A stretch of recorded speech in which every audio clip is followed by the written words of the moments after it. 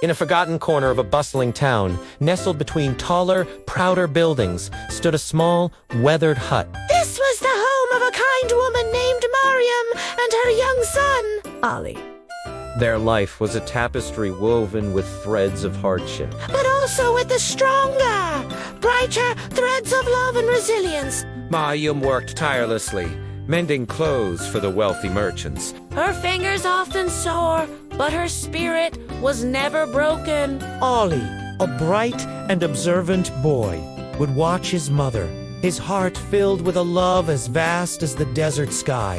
One cold evening, the wind howled outside, and the last embers of their fire were dying. Their only food for the night was a single, small piece of bread saved from Mariam's meager earnings. Ali's stomach rumbled, a sound that pained Mariam more than her own hunger. She placed the bread on their small wooden table, her face etched with worry, but her eyes full of love for her son. Just as she was about to break the bread, a faint, desperate knock echoed from their door. Ali looked at his mother, his eyes wide with surprise.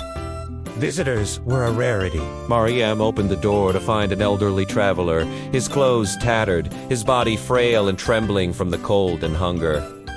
His eyes, though weary, held a gentle light. "Forgive my intrusion," he rasped, his voice weak.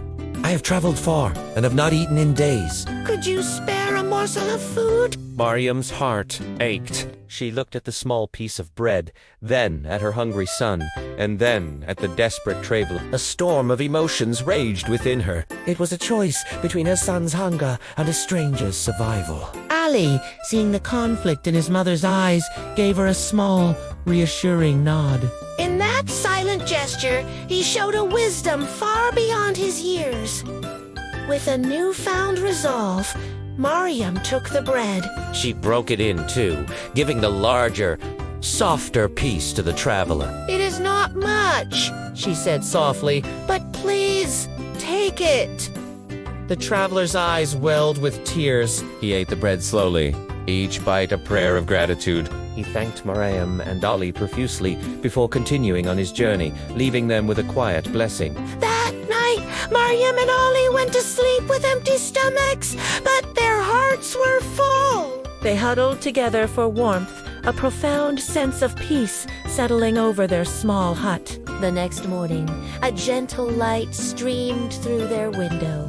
A soft knock came at the door. When Mariam opened it, she was greeted by the smiling faces of her neighbors. They stood with baskets laden with fresh bread, fruits, cheese, and milk. The baker, the farmer, and the milkmaid had all heard of her selfless act. The traveler, it turned out, had shared the story of her kindness with everyone he met in the town square. Tears of joy streamed down Mariam's face. Ali, his eyes sparkling, looked at the bounty before them, and then at his mother. He leaned in and whispered, "Mother, Allah saw us last night."